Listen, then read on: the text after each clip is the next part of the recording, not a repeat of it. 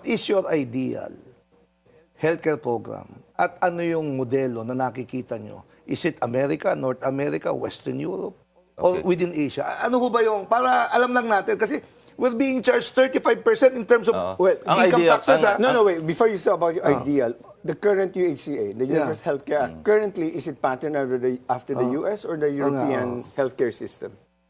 Well, I think parang ang pattern nila after the UK system. UK. The NHS. NHS. Okay. Oh, na paglalabas ka, Service. zero ka talaga. Correct. Okay. Ngayon, Zero naman talaga eh. Zero laman ng bulsa mo.